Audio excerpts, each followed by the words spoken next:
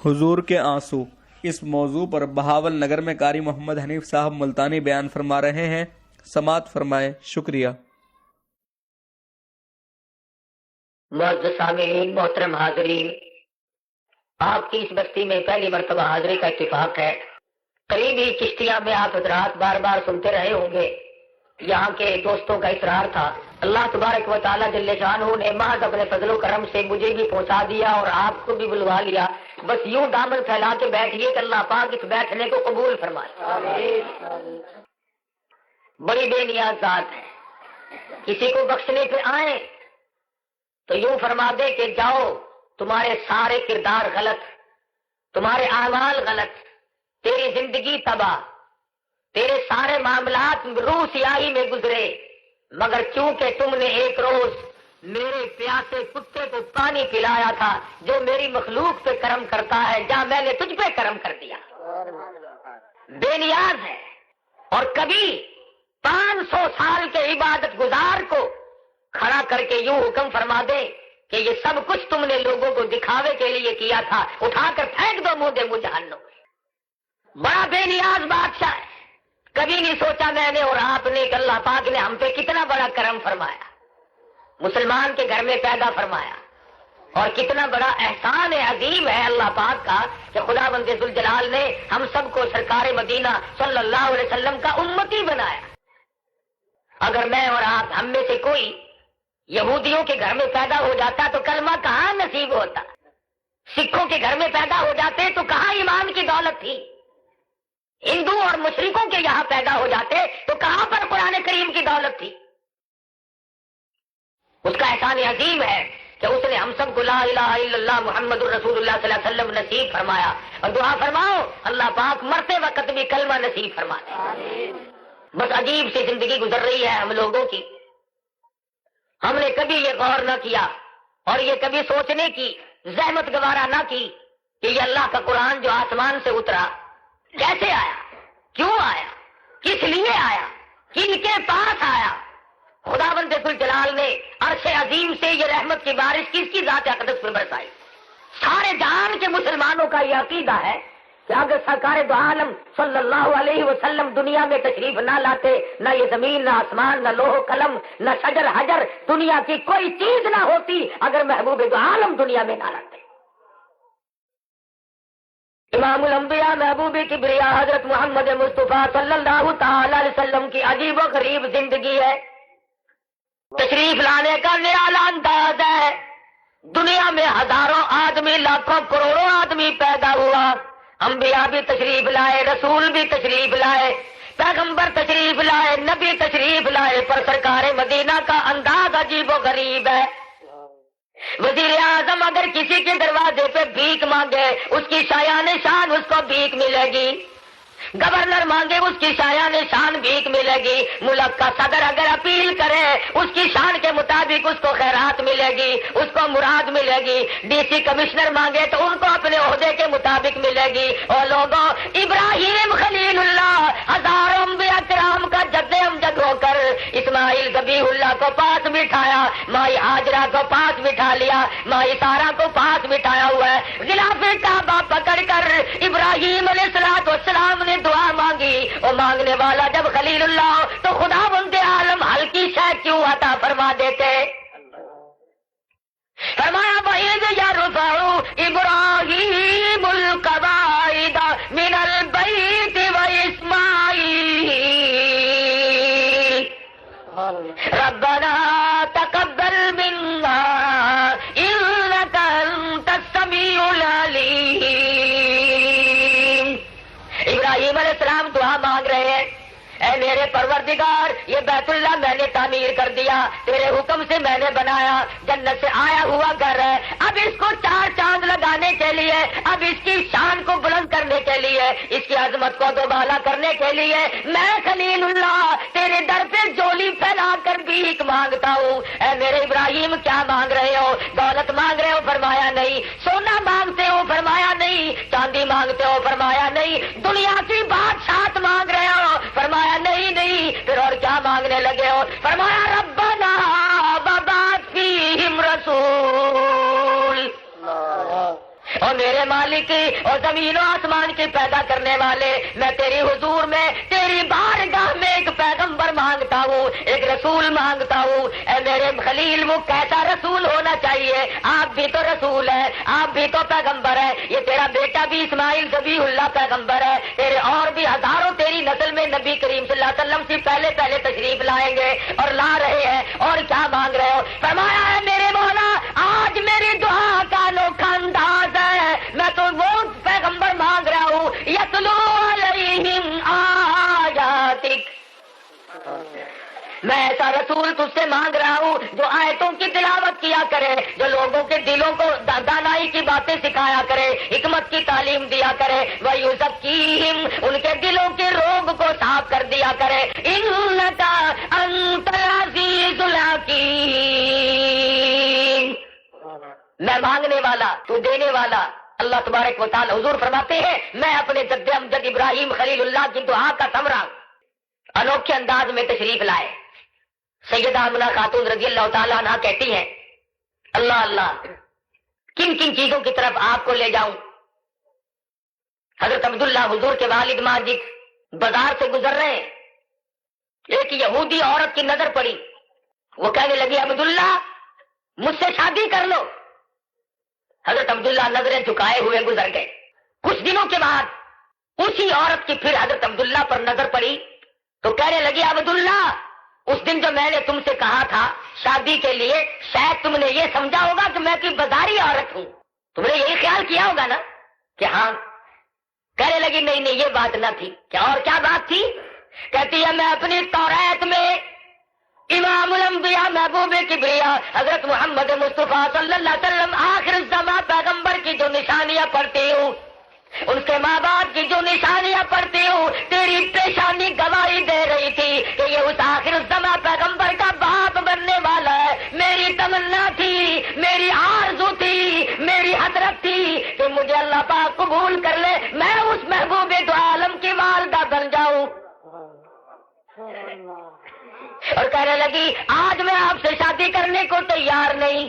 کیوں؟ اس لیے تیری پیشانی میں اس دن جو نور چمک رہا تھا، اس دن جو نشانی اور علامت مظہر تھی، گواہی دے رہی تھی، اب وہ امانت تم کسی کے سپرد کر چکے ہو، لہذا میں اب شادی کرنے کو تیار نہیں۔ اشارہ اس طرف ہے کہ آپ سرکار مدینہ اپنی اماں کے پیٹ کے اندر شکم مادر میں قیام پذیر ہے۔ ابو طالب نے سرکار دو عالم صلی اللہ علیہ وسلم کو ساتھ لیا، 8 سال کی عمر شریف ہے حضور کی، تجارت کے لیے چلا، راستے میں ایک راہب کی نظر پڑی، پہچان گیا، کہنے لگا قافلے والوں آج سب کی دعوت میرے یہاں۔ کہ راہب نے بیچ میں کھڑے ہو کر چاروں طرف کا جائزہ لیا اور کہنے لگا وہ بچہ کدھر ہے؟ ابو طالب کہنے لگا اس کو ہم نے سامان کے پاس بٹھا دیا، ہم بڑے بڑے سب دعوت کھانے کے لیے آ گئے۔ راہب کہنے لگا قسم ہے رب کبریا کی، اصل میں دعوت تو انہی کی ہے، تم تو ان کا سب صدقہ کھانے آئے ہو، اصل دعوت تو میں نے انہی کی ہے اور ان کو چھوڑا ہے۔ تو بلوایا، حضور صلی اللہ علیہ وسلم کو سامنے بٹھا کر اپنی توریت کھولی اور ابو طالب سے پوچھا بتا تمہارا یہ کیا لگتا ہے بچہ رشتے میں؟ تو کہنے لگا ہادا ابنی، یہ میرا بیٹا ہے۔ ورق پلٹ کر کہنے لگا جھوٹ بولتے ہو تم، اس کے باپ نہیں ہو سکتے، تجھے کیسے پتا؟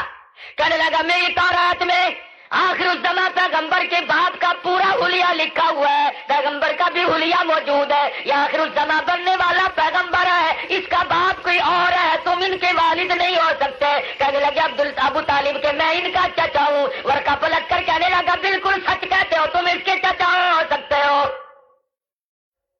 میں نے یہ بات آپ کو کس لیے سنائی؟ او لوگوں، جس نبی کے والدہ والد، جس نبی کے چچے تائے، جس نبی کا اپنا حلیہ انجیل زبور تورات میں موجود ہو، دنیا میں تشریف لانے سے پہلے نقشے آ گئے ہو، آج اس نبی کی عظمت ہمارے دلوں میں کیوں نہیں؟ پھر وہ نبی کریم صلی اللہ تعالی علیہ وسلم نے 13 سال مکی زندگی میں گزارے، اتنے پریشان حالات میں گزارے، اتنی تکلیفوں میں گزارے، آج آدمی اس کا تصور بھی نہیں کر سکتا۔ 13 برس میں رات دن میں ایک دن بھی ایسا نہیں، ایک وقت بھی ایسا نہیں محبوب دو عالم نے پیٹ بھر کے کھانا کھایا، ایک رات ایسی نہیں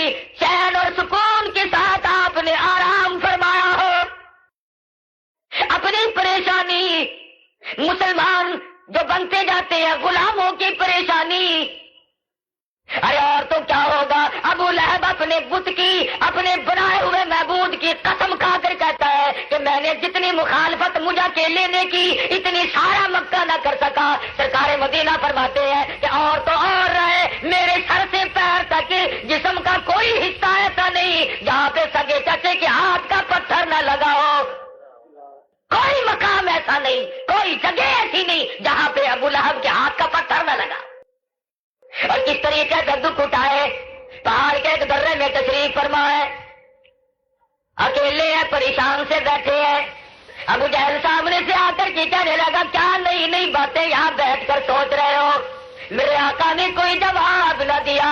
سامنے کھڑا ہو کر رحمت والے تاج نبوت والے سر میں پتھر دے مارا، بے سہارا سمجھ کے مارا، بے آسرا سمجھ کے مارا، بے وارث سمجھ کے مارا. اس کا وارث کوئی نہیں. خون کی دھار چھوٹی، فوارا لہو کا چھوٹا دور جا کے پڑا. ایک عورت نے پہاڑ کی چوٹی پر کھڑی ہو کر آواز دی، او مکے کے ہاشمی ہو، او قریشی ہو، تم کہاں گئے؟ عبداللہ کے یتیم کو مار ڈالا. طائف میں پتھروں کی بارش ہو رہی ہے، سر سجدے میں رکھتے ہیں تو اونٹ کا سارا اوج لا کر پشت پہ رکھ دیا جاتا ہے. اور اس پر بھی بس نہیں، اگر اللہ تبارک و تعالیٰ کا اور دنیا آ کر کے بیت اللہ میں شرک کرتی تھی، انہوں نے معبود بنا کر کے رکھے ہوئے تھے. میرے آقا نے حرم محترم میں بیت اللہ میں خدا کے گھر میں آ کر قرآن مجید کی 2 آیات پڑھ دی. سارا مکہ اکٹھا ہو گیا اور ساروں نے آ کر کے سرکار مدینہ کا گھیرا دے لیا. اور ابو بکر فرماتے ہیں مجھے کوئی خبر نہ تھی، مجھے کوئی اطلاع نہ تھی. میں اچانک حرم محترم کی طرف بڑھتا چلا گیا. میں نے سمجھا قبائل آپس میں لڑے جھگڑے ہوں گے، آپس میں فتنہ فساد کرتے ہوں گے. لیکن جب میں قریب پہنچا، مجمع میں پہنچا، میری آنکھوں نے دیکھا سرکار مدینہ صلی اللہ علیہ وسلم کے گلے میں ایک ظالم نے کپڑا ڈال کر اتنے بل چڑھائے، اتنے بت چڑھائے کہ نبوت کی آنکھیں باہر آ گئی. شہنشاہ کائنات کا گلا گھونٹ دیا گیا. صدیق اکبر نے بچانے کی کوشش کی اور فرمایا لوگوں نہ مارو، خدا کا پیغمبر ہے، میں تمہارا نقصان چکا دوں گا. تمہارا کسی نے کیا بگاڑا ہے؟ کس جرم کی پیدائش میں مارتے ہو؟ اور لوگوں کعبہ سب کا ہے، بیت اللہ سب کا ہے، انہوں نے بھی اگر یہاں آ کر قدم رکھ دیا تو تمہیں کیا تکلیف ہوئی؟ فرماتے ہیں میرے بچاتے بچاتے ایک ظالم نے آگے بڑھ کر حضور کے گلے میں کپڑا ڈال کر اتنا زور سے جھٹکا مارا، حضور کے منہ مبارک میں جھاگ آ گئے.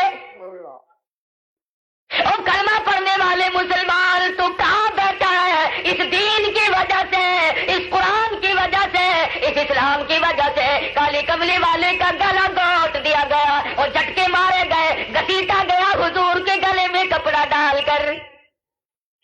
ابو بکر فرماتے ہیں میں نے چھڑانے کی کوشش کی، مجھے ظالموں نے اتنا مارا کہ تیسرے روز جا کے ہوش آیا. چھڑانے والا کوئی نہیں، بچانے والا کوئی نہیں، سارے دشمن. دولت مند ایک طرف ہے، سردار ایک طرف ہے، قبائل کے خاندان کے بڑے چودھری ایک طرف ہے، امام الانبیاء کی ذات گرامی ایک طرف ہے.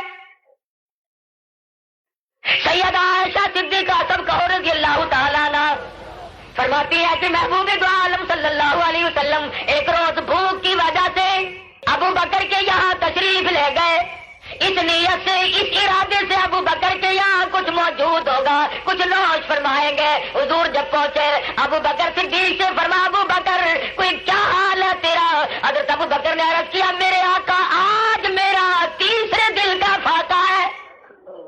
دونوں اکٹھے ہو کر کے چلتی ہے، چلو عمر بن خطاب رضی اللہ تعالیٰ عنہ کے یہاں چلتے ہیں، شاید ان کے یہاں کوئی چیز دستیاب ہو جائے. دونوں اکٹھے ہو کر کے پہنچے، جا کے پوچھا اے عمر فاروق تمہارا کیا حال ہے؟ کہنے لگا آج میرا 4 دن کا فاقہ ہے. تینوں اکٹھے ہو کر کے سرکار مدینہ صلی اللہ علیہ وسلم کے ساتھ چلے. سیدنا علی مرتضیٰ رضی اللہ تعالیٰ عنہ کے یہاں پہنچے، ان سے پوچھا بتاؤ تمہارا کیا حال ہے؟ سیدنا علی مرتضیٰ فرمانے لگے آج میرا 5 دن کا کر کے مشورہ کر کے ابو ایوب انصاری رضی اللہ تعالیٰ عنہ کے مکان پہ پہنچے. پتا چلا کہ ابو ایوب انصاری مکان پہ تشریف نہیں رکھتے. صحابیوں نے کہلوا دیا اگر وہ موجود نہیں، گھر والا موجود نہیں تو گھر والی موجود ہے. کہاں میرا مقدر کے شہنشاہ کائنات تشریف لائے.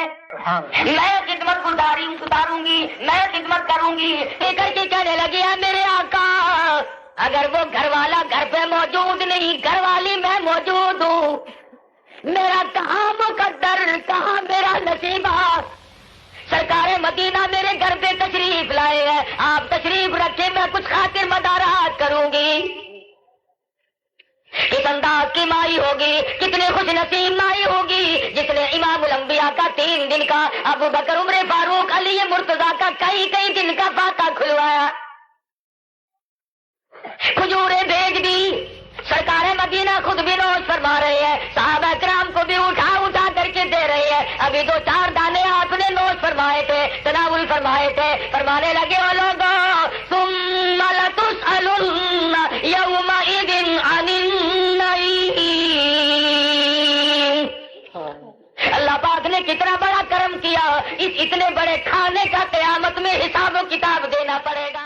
کھجوروں کا خوجہ توڑ کر لے آئے، کاٹ کر لے آئے اور سامنے لا کر کے رکھ دیا. سرکار مدینہ صلی اللہ علیہ وسلم نے نوش فرمانا شروع کر دیا. صحابہ کرام نے بھی کھانی شروع کر دی. اتنی دیر میں ابو ایوب انصاری روٹی اور سالن لے کر کے حاضر خدمت ہو گئے. سرکار مدینہ صلی اللہ علیہ وسلم نے ایک روٹی لی اور اس سے سالن رکھا اور آپ سیدھا ہو کے فرمایا ابو ایوب جلدی کر، میری فاطمہ میری ساتھ آج 5 دن کا فاقہ رکھے بیٹھی ہے. حضرت میں پہنچا آؤں گا. آپ تو تناول فرمایا تم نہیں جانتے اصل تو ساری امت کے بارے میں میرا یہ کردار ہے اور فاطمہ میرے جگر کا ٹکڑا.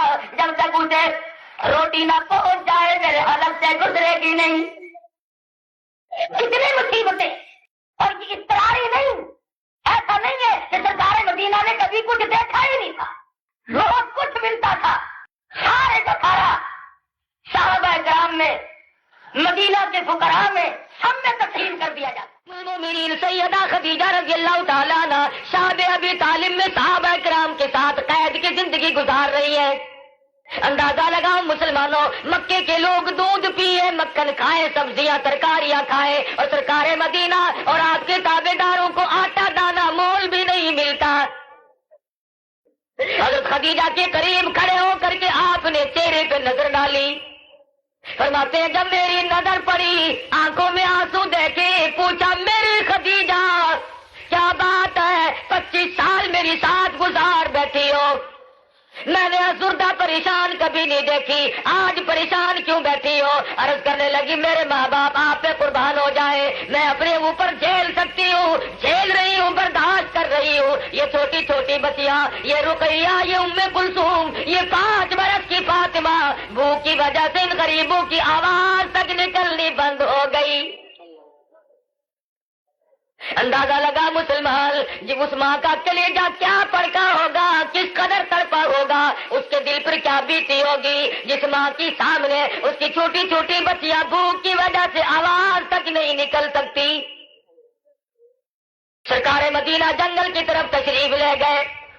ایک صحابی نے ہدیہ پیش کر دیا، حضور واپس تشریف لائے، اپنی بچیوں کو آواز دے کر کے بلایا، قطار میں بٹھا لیا، رحمت والے ہاتھوں سے اپنی چولی میں سے جھاڑیوں کے پتے نکال کر اپنی بیٹیوں کو تقسیم فرمائے اور فرمایا میری بچیوں اللہ پاک نے خوراک کا انتظام کر دیا ہے، تمہارے ذمہ اس کا شکر ادا کرنا واجب ہے. اور لوگوں پیغمبر کی بیٹیوں نے جھاڑیوں کے پتے چبا چبا کر قرآن کی عظمت کو برقرار رکھا، دین اسلام کی ہر وقت ترویج کی، اس کی شاعت کے لیے ہر وقت رات دن کوشاں رہی. ہم مکھن دودھ کھا کر سینکڑوں نعمتیں، ہزاروں نعمتیں کھا پی کر اللہ کو یاد کرنے کو تیار نہیں. پھر خدا ہمیں کہتا چلو اگر تم یوں کر رہے ہو تو سنو، فرمایا کلوا تمتعوا قلیلا انکم مجرمون. کھا لو پی لو مزے اڑا لو چند دنوں کے لیے، متاع قلیل،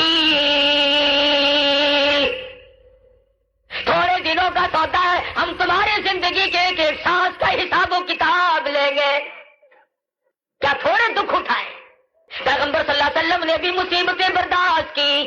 حضور ہجرت فرما کر مدینہ طیبہ میں تشریف لے گئے. سیدہ زینب رضی اللہ تعالیٰ عنہا حضور کی بڑی صاحبزادی مکہ معظمہ میں رہ گئی. اندازہ لگا اس پیغمبر کی بیٹی کے کردار کا، اس کے حالات کا. حضور کے چلے جانے کے بعد، ہجرت فرما جانے کے بعد گلی گلی میں پوچھتی پھرتی ہے، اے محلے کی عورتوں، او مائیوں، جس کا میں نے آٹا دینا ہو وہ اپنا آٹا وصول کر لے، جس کی میں نے سوئی دینی ہو مجھ سے لے لے، جس کا میں نے دھاگا دینا ہو مجھ سے لے لے. میں اپنے ابا کے پاس مدینے میں جانا چاہتی ہوں. کل یوں کوئی نہ کہے کالی کملے والے کی بیٹی بے ایمانی کر کے چلی گئی. تمہیں کیا قدر ہو سکتی ہے دین کی؟ تمہارا کیا خرچ ہوا اس قرآن پہ، اس اسلام پہ ہمارا کیا خرچ ہوا ہے؟ ان سے جا کے پوچھو. اللہ پاک آپ سب کو حج بیت اللہ کی سعادت نصیب فرمائے. ارے جاؤ میدان تنعیم کی ذرات سے جا کے پوچھو، مکے کی گلیوں سے پوچھو، در و دیوار سے پوچھو، مکے کے در و دیوار اور وہاں کے ذرات سے پوچھو، پہاڑوں کی چٹانوں سے پوچھو کہ سرکار مدینہ کے غلاموں کے ساتھ یہاں کیا بنی تھی، کتنے دکھ اٹھائے صحابہ کرام نے. حضرت زینب رضی اللہ تعالیٰ عنہ رات کے وقت میں وہ لوگوں کالی کملی والے کی عزت ہے، ہاشمی خاندان کی آبرو ہے، قریش کی آبرو ہے. رات کے وقت اپنے دیور کے ساتھ ہجرت کر کے مکے سے باہر نکل آئی. مکے کے رئیس لوگ، سلوپر قسم کے لوگ آ کر کے زینب کا گھیرا ڈال لیا. دیور نے کہا بھی صحیح ہو لوگوں، نہ مارو، کالی کملی والے کی آبرو ہے، نہ چھیڑو، نہ پریشان کرو، ہاشمی خاندان کی آبرو ہے، امام الانبیاء کی بیٹی ہے، سرکار مدینہ کی صاحبزادی ہے، کچھ نہ کہو. جتنا بچانے کی کوشش کی ظالم اتنا ہی بڑھتے چلے گئے. بالآخر ایک ظالم آگے بڑھا، حضرت زینب کے شکم پہ، پیٹ پہ نیزہ مار دیا. اندازہ لگا مسلمانہ پیغمبر کی بیٹی کے کلیجے پہ کیا بیتی ہوگی، کیا اس کے دل میں پریشانی ہوئی ہوگی. امام الانبیاء کی دشمنی میں بیٹی کو مار رہے ہیں اور نیزہ مار کر اونٹ سے نیچے گرا دیا. مورخ کہتا ہے حضرت زینب حمل سے تھی، ساکت ہو گیا اور پکڑ کر واپس مکے میں لے آئے. نبی کی بیٹی کو نہیں جانے دیں گے، نبی کی بیٹی کو ہجرت نہیں کرنے دیں گے، جان بچا کر کے نہیں جانے دیں گے. دوسرے تیسرے روز رات کے وقت میں چوروں کی طرح سے مائی زینب نکل رہی ہے. بڑی مشکل سے مدینے پہنچی. سارے راستے میں لہو بند نہیں ہوتا، خون برابر چل رہا ہے، سوکھ کر کے کانٹا بل گئی. امام الانبیاء کی نظر پڑی، فرمایا تیری بیٹی کیا ہوا؟ عرض کیا میرے ابا مکے والوں نے مجھے مارا ہے، قرآن کی وجہ سے مجھے مارا، ایمان کی وجہ سے مجھے مارا، سرکار مدینہ کی بیٹی ہونے کی وجہ سے مجھے مارا. رو کے کہنے لگے میرے ابا میں نے بڑے واسطے دیے، ہاشمی خاندان قریش کی آبرو پہ لوگوں نے حملہ کیا، مجھے نیزے مارے. حضور صلی اللہ علیہ وسلم کی آنکھوں میں آنسو آ گئے. فرمایا میری بیٹی تجھے مبارک ہو، تجھے بھی اسلام اور قرآن کی وجہ سے مار کھانی پڑی. تیرا ابا روزانہ مار کھاتا تھا، 2 برس تک مسلسل بیمار رہی، سوکھ کر کے کانٹا بن گیا شہنشاہ دو عالم کی صاحبزادی کا. اندازہ لگاؤ اس باپ کے دل پہ کیا بیتی ہوگی جس کی بیٹی کو قرآن کی وجہ سے، ایمان کی وجہ سے یوں مارا گیا. بالآخر انتقال کر گئی. حضور کو اطلاع دی گئی آپ کی پیاری بچی حضرت زینب وفات پا گئی. حضور تشریف لائے، فرمایا عائشہ، میمونہ، اے ام سلمہ رضی اللہ تعالیٰ عنہ اجمعین، فرمایا جب میری بچی کو غسل دینے سے فارغ ہو جاؤ مجھے خبر کرنا، میں کفن خود لاؤں گا، میں کفن خود لے کے آؤں گا. اطلاع کر دی گئی. سرکار مدینہ صلی اللہ علیہ وسلم کو غسل دے کر تیار کر دیا گیا. اندازہ لگا اس وقت کیا حالات ہوں گے اور کیا منظر بنا ہوگا. حضور تشریف لائے اور بغل میں سے ایک پرانی سی چادر نکال کر دیتے ہوئے ارشاد فرمایا اے میری بیٹی زینب میں یہ چادر تجھ پہ کفن کے لیے ڈال رہا ہوں اور وہ اس لیے اس وقت تیرے ابا کے پاس اس کے سوا اور کچھ ہے نہیں. اس وقت تیرے ابا کے پاس اس کے سوا کچھ نہیں. ارے ادھر حکم ہوتا ہے کہ اگر آپ چاہیں احد پہاڑ کو سونا بنا دو, اگر آپ چاہیں اس زمین کو چاندی بنا دیا جائے, لیکن آقا دو عالم فرماتے الفقر فقری مولا میں اس فقر پہ راضی, میں اسی میں راضی. سرکار مدینہ کے اہل بیت نے دکھ اٹھائے, خود آپ نے تکلیفیں اٹھائی. ارے کلیجہ پھٹتا ہے مسلمانوں جس کے دل میں رائی کے دانے کے برابر بھی حضور کی محبت ہو. سیدہ خدیجہ مکے کی سب سے بڑی تاجرہ, سرکار مدینہ کی سب سے پہلی گھر والی فاطمہ کی اماں, رقیہ کی اماں, زینب کی اماں, ام کلثوم کی اماں. ارے ان کے بھتیجے نے جب یہ سنا کہ شاب ابی طالب میں میری پھوپھی کا آج 8 دن کا فاقہ ہے, 8 دن ہو گئے میری پھوپھی نے روٹی کا ٹکڑا نہ دیکھا, باوجود کافر ہونے کے باوجود اسلام نہ لانے کے دل میں ترس کھایا, کچھ روٹیاں لے کے چل پڑا. راستے میں وہ ظالم مل گیا. ابو جہل کہنے لگا کہاں چلے ہو؟ کہنے لگا ایک رشتے دار کو کھانا دینے چلا ہوں. ابو جہل کہتا ہے مجھے پتا امام الانبیاء صلی اللہ علیہ وسلم جن مسلمانوں کے پیغمبر کو کھانا دینے چلے ہو. ارے خدیجہ کا بھتیجا کہنے لگا نہیں نہیں میری پھوپھی 8 دن سے بھوکی ہے, بڑی بیمار ہے, ان کے لیے تھوڑا سا کھانا لے کے چلاؤ. ابو جہل کہنے لگا یہاں جنگ ہوگی, ہم آپس میں مر جائیں گے, پر سرکار مدینہ کے کسی گھر والے کو کسی صحابی کو روٹی کا ٹکڑا نہیں جانے دوں گا. مسلمان عورت ذات ہو کر 8 دن کا فاقہ, آنکھوں سے نہ دیکھا روٹی کا ٹکڑا. اور یہ ہے کون؟ مکے کی سب سے بڑی تاجرہ رئیسہ جس نے لاکھوں کی تعداد میں سرکار مدینہ کی ذات اقدس پہ یوں بہا دیا. ادھر صحابہ کرام رضوان اللہ تعالی علیہ مجمعین کی جماعت نے اپنے اپنے وقت میں کیا کمال کیا ہے. میں اور آپ بھی مسلمان بنے بیٹھے ہیں بھائی, اس سے بڑے ہم لوگ ٹھیکیدار بنے بیٹھے ہیں. آئے کبھی سوچا تو کر کہ بھائی اس کی کیا قیمت لگتی ہے؟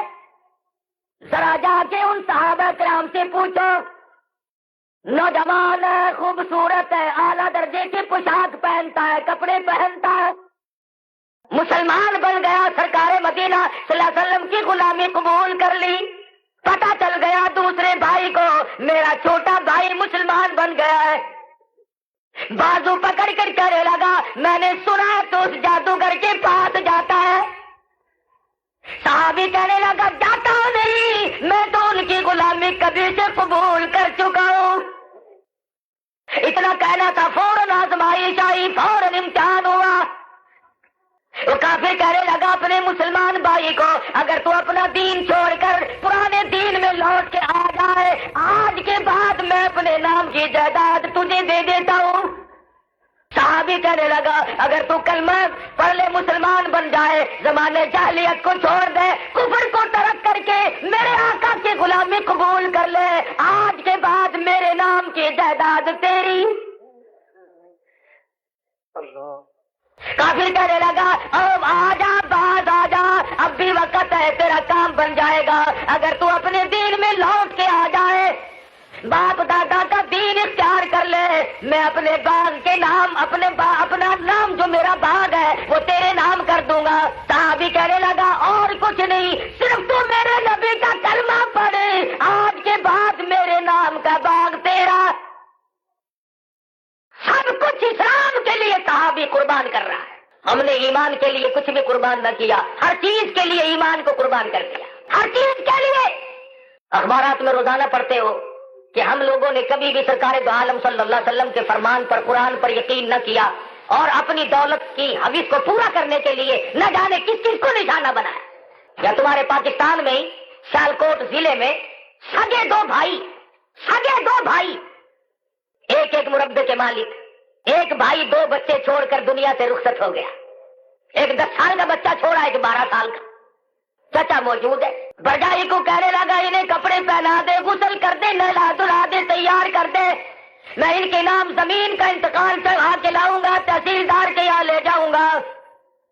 بیوہ ماں بڑی خوش ہے, آج میرے نور نظر, آج میرے لگتے جگر, آج میرے اپنے باپ کی جائیداد کے وارث بنیں گے، تیار کر کے چچا کے ساتھ بھیج دیے، راستے میں بے ایمان ہو گیا، بہت بڑی نہر آتی ہے، دونوں چاند جیسے اپنے مرے ہوئے بھائی کی نشانی کو، اپنے یتیم بھتیجوں کو رسی میں باندھ کر نہر میں پھینک دیا۔ میرے بچے 2 مربوں کے مالک بن جائیں گے، بھائی کا نام و نشان مٹا کے بڑا خوش ہو رہا ہے۔ خدا کی شان، بچے ہوتا زن ہو رہے تھے، اوپر نیچے آ رہے تھے، بیلدار کی نظر پڑی، اس نے دوپٹہ پھینک دیا، ایک بچے نے پکڑ لیا، باہر نکل آئے۔ حیران تھے لوگ کہ یہ عجیب و غریب صورت، یہ اتنے حسین و جمیل بچے ایک رسی میں بندھے ہوئے ہیں، تمہیں نہر میں ڈالا کس نے، تم کیسے گر گئے؟ یہ 3 بچے رو کے کہنے لگے سدا چچا ہمارا دھکا دے کے چلا گیا، اور ہم نے کیا سیکھا یہاں آ کر؟ کسی کی جائیداد پہ حملہ، کسی کی آبرو پہ حملہ، کسی کی عزت پہ حملہ۔ ارے مسلمان تو سرکار مدینہ کے غلام کبھی ایسے تھے، یہودی لوگ مسلمانوں کے جانی دشمن، ایمانی دشمن، قرآنی دشمن، اسلامی دشمن، لیکن جب وہ 2 سال کے لیے تجارت کے لیے جاتے تھے، اپنی جوان بیٹیاں، اپنی جوان بہنیں مسلمانوں کے گھروں میں امانت کے طور پر چھوڑ جاتے تھے، انہیں کتنا یقین تھا کہ کالی کملی والے کا غلام میری بیٹی کی طرف کبھی بھی غیر نظر اٹھا کے نہیں دیکھ سکتا۔ اور آج ہم مسلمان ہیں، ہماری کیفیت دیکھو کیا بنی ہوئی ہے، یوں آبرو ہماری دنیا ہی میں لٹ رہی ہے، آخرت میں جانے خدا کیا حال بنائے گا ہمارا۔ فرمایا یومئذ تحدث اخبارہا، قیامت کے دن زمین اٹھ کر آئے گی، ٹکڑے اٹھ کر آئیں گے، کہیں بیٹھک کی زمین آئے گی، کہیں دیرے کی زمین آئے گی، کہیں رڑ کھیتی کی زمین اٹھ کر آئے گی اور گواہی دے گی لاہی اس نے، فلاں عورت نے، فلاں مرد نے مجھ پہ بدماشی کی تھی۔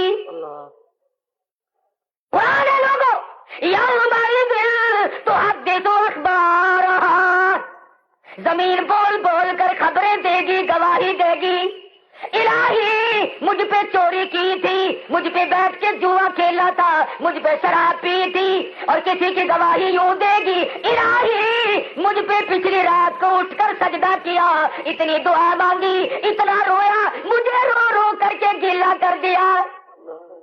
والذین یبیتون لربہم سجدا وقیاما،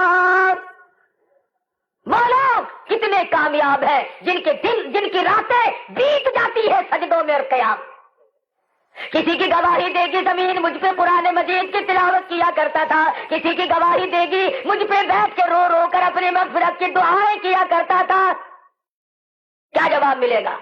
اور اس کے علاوہ اور دیکھو لوگوں، قرآن کریم ہے، یہ کسی فرقے کا مسئلہ نہیں، کسی آدمی کا مسئلہ نہیں، کسی جماعت کا مسئلہ نہیں، فرمایا وَأُرِضُوا عَلَىٰ رَبِّكَ صَفًّا، اللہ کی عدالت میں میدان حشر میں صفیں بنی کھڑی ہے لوگوں کی، زانی خود بخود زانیوں کی صف میں کھڑا ہو جائے گا، اس دن عیب کھل جائیں گے، بھتیجے بھی، بھانجے بھی، بیٹے بھی، بیٹیاں بھی، نواسے بھی، تمام رشتے دار دیکھیں گے، ہم تو بڑا شریف آدمی سمجھتے تھے، او میرے ابا، او میرے دادا، او میرے پردادا، او میری امی، اے میری خالہ، اے میری پھوپھی، ہم تو نیک سمجھتے رہے، آج زانیوں کی، بدماشوں کی صف میں کیوں کھڑے ہو؟ آواز آئے گی وَامْتَازُوا الْيَوْمَ أَيُّهَا الْمُجْرِمُونَ، او مجرموں الگ ہو جاؤ میرے نیک بندوں سے، لِيَمِيزَ اللَّهُ الْخَبِيثَ مِنَ الطَّيِّبِ، نیک و بد میں امتیاز کر دیا جائے گا، نمازیوں کی صفیں الگ ہے، شرابیوں کی الگ ہے، ڈاکوؤں کی الگ ہے، قاتلوں کی الگ ہے، کون اس وقت کسی کے کام آئے؟ اور خود کہیں گے وَوُضِعَ الْكِتَابُ فَتَرَى الْمُجْرِمِينَ مُشْفِقِينَ مِمَّا فِيهِ وَيَقُولُونَ يَا وَيْلَتَنَا مَا لِهَذَا الْكِتَابِ، اپنا نام اعمال جب ہر شخص ہاتھ میں لے کر کھڑا ہوگا، قرآن کریم میں موجود ہے اور حدیث پاک میں آتا ہے کہ ہر آدمی کی गुनाहगार, फासिक व फाजिर, बदकार जो तौबा किए बगैर मर गया, उसकी छाती को चीर कर उसमें से हाथ गुजार के यूं पीछे से खब्बे हाथ में नाम आमाल पकड़ाया जाएगा। पहचान हो गई, नेक आदमियों का अमाल नामा सज्जे हाथ में और बुरे आदमियों का अमाल नामा खब्बे हाथ में, और हालत यह कि सीना चीरा हुआ है। क्यों? वअम्मा मन ऊतिया किताबहु वराअ ज़हरिही फसौफ यद'ू सुबूरन वयस्ला सईरा। और हुक्म होगा, इक़रा किताब, पढ़ अपनी किताब, सारी जिंदगी की तेरी करतूत इसमें मौजूद है, सारी उम्र के दफ्तर खुले हुए रखे हैं। और हदीस में आता है, जैसा कि अपनी जुबान से लिखे हुए लफ्जों को पढ़ेगा, सारी जिंदगी के रिकॉर्ड को पढ़ेगा, एक फिल्म ऐसी भी आंखों के सामने चलेगी कि खुद अपनी आंखों से देखेगा मैं किसी को कत्ल कर रहा हूं, खुद अपनी आंखों से देखेगा मैं जिना कर रहा हूं, खुद अपनी आंख से देखेगा मैं शराब पी रहा हूं, खुद अपनी आंख से देखेगा मैं जुआ खेल रहा हूं। गोया के दो रिपोर्टें तेरी तैयार हो रही है, एक तेरी जुबान से निकले हुए अल्फाज की जैसा भी ये टेप भर रही है, और एक वो मुस्तकिल फिल्म। तू अगर यूं हाथ करता है वो भी अल्लाह के यहाँ तैयार है, अगर तेरे हाथ में कुरान है तिलावत के लिए वो भी हाथ आंखों से देखेगा, और अगर तेरे हाथ में किसी की बेटी का हाथ है तो वो भी आंखों से देखेगा। इमामुल अंबिया महबूबे किबरिया हज़रत मोहम्मद मुस्तफा सल्लल्लाहु अलैहि वसल्लम ने इरशाद फरमाया, वल्लज़ी नफ्सी बियदी मुहम्मदा, मुझे कसम है उस ज़ाते अक़दस की जिसके कब्जे में मेरी जान है, जो किसी की बेटी की आबरू तबाह करेगा, जब तक उसकी बेटी की आबरू पे डाका न पड़ जाए उसकी मौत न आएगी। ये जरूरी नहीं कि हमें पता लगे। फरमाया, जो किसी की बहन की आबरू खराब करेगा, जब तक उसकी बहन की आबरू बर्बाद न हो जाए मौत नहीं आएगी। जो किसी की घरवाली की आबरू पे डाका डालेगा, जब तक उसकी घरवाली की इज्जत पे डाका न पड़ जाए, मेरे आका ने फरमाया मुझे कसम है उस जात की जिसके कब्जे में मेरी जान है, जब तक किसी का डाका न पड़ जाए मौत न आएगी। आज तुम्हें यकीन नहीं नबी के फरमान पे? हाँ, जितना यकीन मक्के के काफिर को था, अगर इतना भी यकीन हो जाए फिर भी काम चलता है। कलमा हम पढ़ते हैं, आशिक हम बनते हैं, सरकार मदीना के उम्मती हम बनते हैं, लेकिन अल्लाह अल्लाह, कौन नौजवान है हम में से जो सरकार मदीना की सूरत से प्यार करता हो और उसके दिल में ये जज्बात हो, मैदान हशर में जब मैं अपने आका के हुजूर में जाऊंगा कहीं मुझे मेरे आका धुतकार ना दे। और मुसलमान कभी तो सोचा होता उम्मती सरकार मदीना का शक्ल यहूदियों की, उम्मती काले कमले वाले का लिबास ईसाइयों के, कलमा सरकार मदीना का पढ़ता है, अकीदे हिंदुओं वाले लिए फिरता है, क्यों कर गुजारा? रहा मसला ये, मैं और आप ये जो कहते हैं कि साहब हमें क्या जरूरत पड़ी है अमल की और हमें क्या जरूरत पड़ी है कुछ कारनामे करने की, वो तो सही है। अरे अगर आज सरकार मदीना सल्लल्लाहु अलैहि वसल्लम की रहमत की दुआ का सदका न होता, खुदा की कसम हम सूअर बन गए होते, हम कुत्ते बन गए होते। हाँ, पहली उम्मतों के लोगों ने इधर गुनाह किया नहीं, उधर शक्ल तब्दील हुई नहीं। कुरान गवाह है, शाम को सोए आदमी, वलक़द अलिमतुमुल्लज़ीना तदऊ मिनकुम फ़िस्सब्त फ़क़ुल्ना लहुम कूनू क़िरदतन ख़ासिईन। शाम को सोए आदमी थे, सुबह उठे मर्द भी औरतें भी सारे बंदर बन गए। सरकार मदीना ने रो रो के दुआएं मांगी, रो रो के दुआएं मांगी, मेरे अल्लाह मेरा नाम लेवा हो, शक्ल गिद्दड़ की बने, मैं कैसे गवारा करूं। सरकार मदीना सल्लल्लाहु तआला अलैहि वसल्लम तशरीफ लाए, फरमाया बेटी फातिमा पानी ले आओ। समझी मेरे अब्बा पानी पिएंगे, पानी ला करके पेश कर दिया। हालत ये बनी, सरकार मदीना सल्लल्लाहु अलैहि वसल्लम ने अपना सर मुबारक झुका दिया और फरमाने लगे बेटी इस मेरे सर को धो डालो, किसी ने मेरे सर पे गंदगी फेंक दी। कौन ऐसा जालिम था, कौन ऐसा शकील कलम था जिसने इतनी बड़ी हरकत की? अरे वो चेहरा, वो शक्ल जिसकी कुरान करीम में खुद खालिक इस कायनात ने कसमें खाई हो, इस चेहरे पे गंद फेंकने वाले लोग हैं कौन?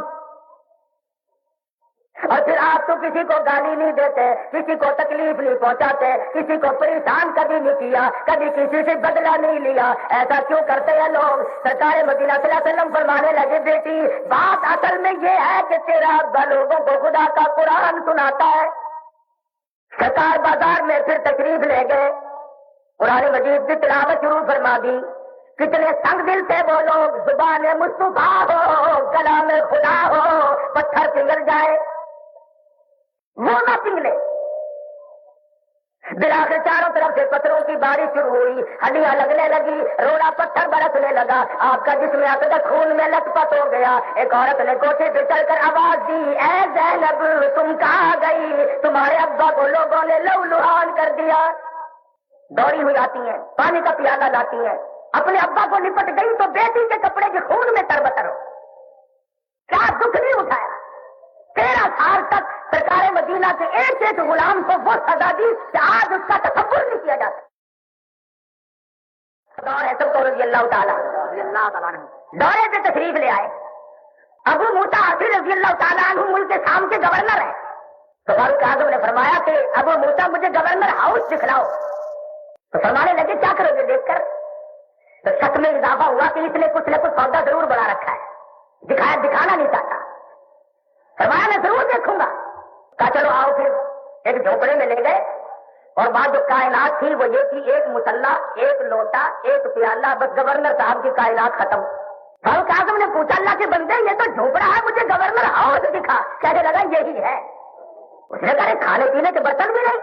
فرمانے لگے 8 دن کی روٹیاں ایک عورت سے اکٹھی پکوا لیتا ہوں مزدوری دے کر، صبح جاتا ہوا کام سے پانی میں بھگو کے چلا جاتا ہوں، دوپہر کو آتا ہوں نمک چھڑک کے کھا لیتا ہوں، یہی ہنڈیا، یہی پیالہ، یہی چمچا، یہی چمچی، یہی ڈونگا، سب کچھ یہی ہے۔ یہ لوٹا وضو کرتا ہوں، پانی بھی پیتا ہوں۔ میں نے کائنات اس لیے زیادہ نہیں بنائی کہ اس وقت میں کیا جواب دے سکوں گا؟ وَأُرِغُ عَلَىٰ رَبِّكَ صَفًّا۔ الہی یہ چھوٹے گناہ، یہ بڑے گناہ، یہ جتنے ظلم میں نے کیے، میری تو حکومت تھی، اخبار نویسوں کو میں نے پکڑ لیا تھا، پریس میں نے ضبط کر دیے تھے، ریڈیو میرا کام کرتا تھا، ٹیلی ویژن میرے گھر کے چولہے کے برابر کام کرتا تھا۔ الہی یہ لکھنے والا اس وقت تھا کون؟ یہ کہاں چھپا رہا؟ یہ ساری زندگی کا ریکارڈ لکھا ہوا یہاں تک کیسے پہنچا؟ میں نے تو کسی کو چھوڑا ہی نہیں، ملک میں قابو آیا تو ملک میں آیا، ورنہ دلائی پیٹ میں پھینک کر اس کا رگڑا نکال دیا۔ یہ کون ہے؟ اللہ کی طرف سے آواز آئے گی وَوَجَدُوا مَا عَمِلُوا حَاضِرًا وَلَا يَظْلِمُ رَبُّكَ أَحَدًا۔ یہ نہ پوچھ کہ یہ لکھا کس نے، بس تو یہ بتا دے ہے تیری کرتوت کہ نہیں، یہ تیری کرنی ہے کہ نہیں؟ لگا ہے تو کرنی، پر یہ لکھی کس نے؟ اچھا تو یہ سمجھتا کہ ہم تجھے پیدا کر کے کچھ غافل ہو گئے تھے؟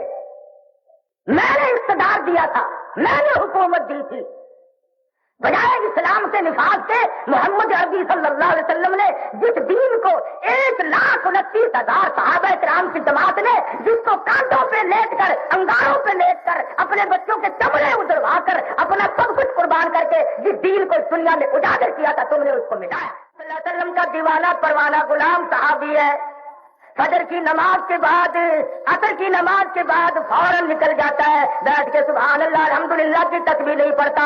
ہر صحابی سوچتا ہے اسے کیا کام پڑ گیا، یہ اتنا جلدی کیوں نکل جاتا ہے۔ ایک روز خود سرکار مدینہ صلی اللہ علیہ وسلم کی نظر پڑی، اشارہ کر کے بلا لیا، ادھر آ، حضور کی خدمت میں جا بیٹھا۔ اور صحابہ کرام کی کیا بات کہوں، تجھے تیرے رشتے دار بلائیں گے، دوست بلائیں گے، عزیز بلائیں گے، ان کا مقدر کتنا، کالی کملی والے خود اپنے پاس بلا رہے ہیں۔ پاس بلا کر فرمایا تو جلدی سے کیوں نکل جاتا ہے؟ صحابی گردن جھکا بیٹھا، فرمایا چھپانا، غم گساری کروں گا، میں تیرا نبی ہوں۔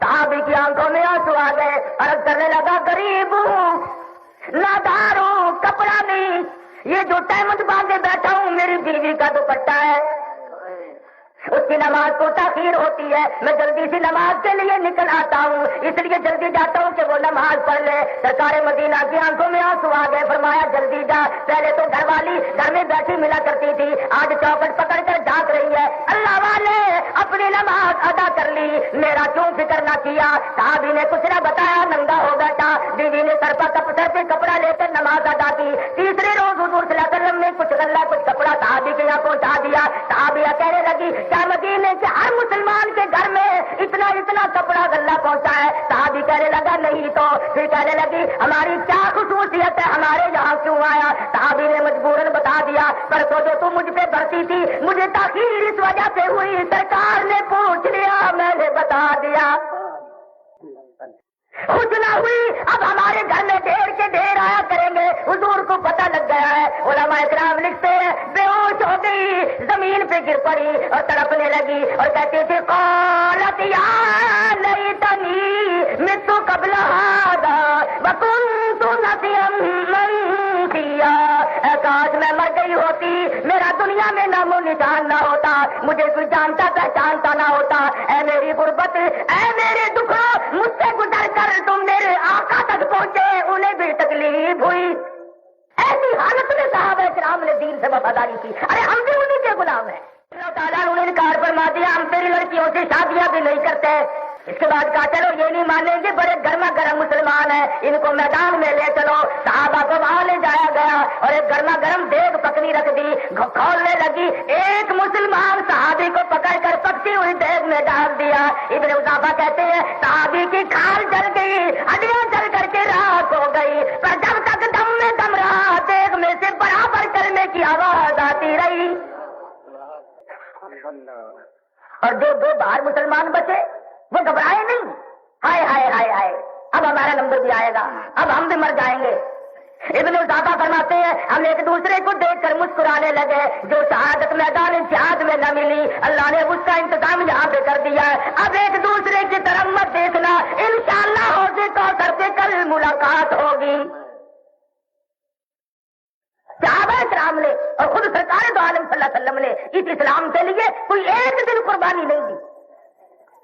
حضرت جابر فرماتے ہیں رضی اللہ تعالیٰ عنہ اپنے شاگردوں کو سنانے لگے، فرما رہے تھے ایک جہاد فی سبیل اللہ کرتے ہوئے ایک جنگ میں مسلسل 2 مہینے تک صبح شام رات کے 24 گھنٹے کے اندر جہاد بھی کرنا، جنگ بھی لڑنا، اللہ اللہ بھی کرنی، اور راشن صرف ایک کھجور کا دانہ ملا کرتا تھا۔ 24 گھنٹے میں ایک کھجور کا دانہ۔ شاگرد نے رو کے پوچھ لیا حضرت گزارا کیسے کرتے تھے؟ فرمانے لگے ارے اس ایک کھجور کے دانے کی بھی تب قدر ہوئی جب وہ بھی نہ ملی، پھر ہرے پتے چبا چبا کر کے ہم نے گزارا کیا، اس کے بعد جب موسم خزاں آ گئی ہرے پتے بھی نہ ملے، خشک پتے پانی میں بھگو بھگو کر کے چبائے اور اللہ کے دین کو باقی رکھا۔ آج ہم مسلمان کیوں اپنے آپ کو پریشان کریں کہ خدائی نظام اور نظام مصطفیٰ صلی اللہ علیہ وسلم کس طرح سے پیچھے رہ جائے گا؟ ہم تو ان بزرگوں کے غلام ہیں کہ وہاں قلت و کثرت کا مسئلہ ہی نہیں تھا۔ خواجہ معین الدین چشتی اجمیری سفر قید رحمۃ اللہ علیہ راجستھان کے ٹبے پہ آ کر بیٹھے تو اکیلے تھے، جب جنازہ اٹھا تو 90 لاکھ کافر مسلمان بن کے کلمہ پڑھ رہا تھا۔ ہم تو ان کے غلام ہیں۔ امام ابو حنیفہ رحمہ اللہ کا جنازہ اٹھا تو 20,000 یہودی جنازے کو دیکھ کر کلمہ پڑھ کے مسلمان ہو گیا۔ جو حشر قیامت میں بڑے سے بڑے ظالم کا ہوگا وہی اس کے ساتھی کا بھی ہوگا۔ کیا والو میں تو تمہیں یہ کہنے آیا ہوں خمر نہ بنو، عبید اللہ بن زیاد نہ بنو، بلکہ حضرت حر بنو۔ جنگ گرم تھی، تلواریں چل رہی تھی، یوں سر جھکائے ہوئے کچھ سوچ رہے تھے، گھوڑے پہ سوار تھے۔ کسی نے پوچھا حر کیا سوچ رہے ہو؟ فرمانے لگے جنت اور دوزخ کا انتخاب کر رہا ہوں، ایک کا انتخاب کر رہا ہوں۔ انہوں نے کہا کر لیا کہ ہاں کر لیا، بس ایڑ لگائی اور حسینی لشکر میں آئے اور کچھ دیر کے بعد شہید ہو گئے۔ یہ کوئی بات نہیں، حکومت اس کی بھی بڑی اونچی تھی، ایک نہ مانی۔ فاطمۃ الزہرا کا لفظ جگر، جگر گوشہ رسول، حضرت بطول کا فرزند ارجمن میدان کربلا میں کھڑا ہو کر خطبہ دیتا ہے، او لوگوں کیا اس زمین پہ آسمان کے نیچے میرے سوا کسی نبی کا کوئی نواسا موجود ہے؟ لوگوں نے کہا نہیں۔ کیا تم نے مجھے کبھی جھوٹ بولتے دیکھا؟ کہنے لگے نہیں۔ میں نے کبھی نماز ترک کی؟ لوگوں نے کہا نہیں۔ کبھی کسی پہ ظلم تو نہیں کیا؟ کہنے لگے نہیں۔ پھر کیا وجہ ہے؟ میرے باپ نے تم پہ ظلم نہیں کیا، میری اماں نے تمہارا چرایا کچھ نہیں، اور میرے نانا کا کلمہ پڑھنے والوں تم میرے نانا کو کیا منہ دکھاؤ گے؟ میرے خون کے پیاسے کیوں بن گئے؟ کہ تیرے خون میں ہاتھ رنگنے کے بعد ہمیں دولت ملتی ہے، ہمیں حکومت ملتی ہے، اس لیے ورنہ جانتے ہم بہت کچھ ہے کہ تم ہو کون، ہمیں اچھی طرح سے پتا ہے۔ میرا ایمان ہے حسینی خطبہ اگر پہاڑوں کو دیا جاتا تو وہ ریزہ ریزہ ہو جاتا، لیکن وہ دولت کے اندھے، وہ اقتدار کے نشے میں جو چور چور تھے، خدا کی قسم فاطمہ الزہرا کے لفظ جگر سے نکلے ہوئے الفاظ کو کوئی وزن نہ کیا، اور آگے بڑھ کر جو ظلم نہ کرنا تھا وہ کیا۔ علماء کرام نے یہاں تک لکھا ہے، مورخین نے، مولانا عبدالکلام آزاد مرحوم لکھتے ہیں کہ جس وقت دربار عالیہ میں سادات کی خواتین کو لایا گیا تو حسین کی بہن کے بارے میں ایک کالا سردار کہنے لگا کہ اسے میں لوں گا۔ حضرت زینب نے اللہ سے پکار کی، مولا جو ہوا سارا خاندان لے لیا، ہم نے دے دیا، اب آبرو تو بچا، خاتمہ کی آبرو ہے، تیرے نبی کی آبرو ہے۔ اللہ پاک نے حفاظت کے انتظامات فرمائے۔ میں یہ عرض کر رہا ہوں کہ الذین آمنوا وہاجروا وجاہدوا فی سبیل اللہ اولئک یرجون رحمت اللہ واللہ غفور رحیم۔ وہ لوگ جنہوں نے ایمان کی دولت اپنا لی، جنہوں نے ہجرت کی اللہ کی راہ میں، اور جو امید رکھتے ہیں میری قریبی انہی لوگوں کے لیے ہے کہ تھوڑی مار کھائیے ان حضرات، قربان جاؤں تمام صحابہ کرام کے جوتوں سے اڑی ہوئی خاک سے۔ خدا بند ذوالجلال نے ان حضرات کو اس قدر نوازا، قرآن مجید میں جا بجائے ان حضرات کی تعریف، اس لیے نہیں کہ وہ خوبصورت بہت تھے، اس لیے نہیں کہ وہ کوٹھے بنگلوں میں رہتے تھے، بلکہ اس لیے کہ انہوں نے اسلام کی وجہ سے مصیبتیں جھیلی۔ کس درجے کے مسلمان تھے یہ لوگ؟ ایک صحابی نے زمین خریدی، صحابی نے صحابی سے زمین خریدی، اس نے مکان بنانے کے لیے بنیاد کھدوائی تو نیچے سے سونے کا بھرا ہوا مٹکا نکلا۔ وہ سچے غلام تھے، نبی کے پروانے تھے، قرآن مجید کے ایک ایک لفظ پر ان لوگوں کا یقین و ایمان تھا۔ سونے کا مٹکا دیکھتے ہی اٹھا کے چل دیے کہ جس سے زمین خریدی میں نے تو زمین کے پیسے دیے ہیں، سونے کے تو نہیں دیے۔ یہ ہمارا زمانہ ہوتا نا، ہم تو مستری مزدوروں کو بھی بگا دیتے، جاؤ جاؤ جوان نہیں آتا کام کریں گے، میں کوئی لاہور کام پہ جا فکر کرے تو۔ لیکن وہ صحابی ہے، سر پہ مٹکا اٹھایا سونے کا بڑا ہوا، جا کے اس صحابی کو کہنے لگا اللہ والے میں نے زمین خریدی ہے، زمین کے پیسے دیے ہیں، اس لیے سونے کے نہیں دیے، یہ سونے کا بھرا ہوا مٹکا اسی زمین میں سے ملا، یہ تیرا ہے میرا نہیں۔ آگے وہ بھی کوئی گھٹیا درجے کا مسلمان تو نہیں تھا، وہ کہنے لگا میرے باپ نے مجھے نہیں بتایا، میرے دادا نے مجھے نہیں بتایا، میں نے دفن نہیں کیا، اس لیے میرا نہیں تیرا ہے۔ صحابہ آپس میں لڑ رہے ہیں، وہ کہتا ہے سونے کا بھرا ہوا مٹکا نہیں تیرا ہے، دوسرا بیچنے والا کہتا ہے میرا نہیں تیرا ہے۔ صحابہ لڑ رہے ہیں آپس میں۔ بعض لوگ کہا کرتے ہیں کہ صحابہ آپس میں لڑا کرتے تھے، ارے ان کی لڑائی یہ ہے کہ میری نہیں چیز تیری ہے، اور ہماری لڑائی یہ ہے کہ تیری نہیں میری ہے۔ یہ فرق ہے صحابہ کرام میں اور ہم میں۔ اب صحابہ لڑتے ہوئے مدینے پاک پہنچے، جج کے یہاں مقدمہ دائر کر دیا کہ سونے کا بھرا ہوا مٹکا ہے اور اس پہ جھگڑا ہے، دونوں کو بلوانا نہیں ہے۔ لگا نہیں، اگر کوئی پیپلز پارٹی کا جج ہوتا تو یوں کہتا ہے جب تھوڑا دو یہاں جگہ تو ساری کوٹھی چپڑا دو۔ وہ مدینے کا جج ہے، وہ میرے آقا کا غلام ہے، وہ آنکھ رکھتا ہے جس نے لاکھوں مرتبہ سرکار مدینہ کا دیدار کیا ہے۔ میرا تیرا بھی نہیں، انہوں نے کہا نہیں کہ تیرا بھی نہیں کہ نہیں۔ ان کی کیا بات کرتا ہوں، حالات ایسے ہیں، میرے جیسا ہوتا تو میں ہی کہہ دیتا کہ مدرسے کی رسید کٹا لیں۔ سونے کا بھرا ہوا مٹکا ہے، مذاق نہیں۔ مدینے کا جج بیٹھا ہے، فیصلہ کرتا ہے بتاؤ تمہارے پاس اولاد کیا ہے؟ ایک صحابی بیچنے والا کہنے لگا لڑکی ہے، جس نے زمین خریدی تھی وہ کہنے لگا لڑکا ہے۔ مدینے کا جج کہنے لگا نہ تجھے دوں نہ اسے دوں، نہ تم لیتے ہو، جاؤ اس کی لڑکی تیرا لڑکا، اس دونوں لڑکے لڑکی کی شادی کر دو اور یہ سونے کا بھرا ہوا مٹکا اس جوڑے کے حوالے کر دو۔ کیا شاندار فیصلہ ہے میرے آقا کے غلام کا۔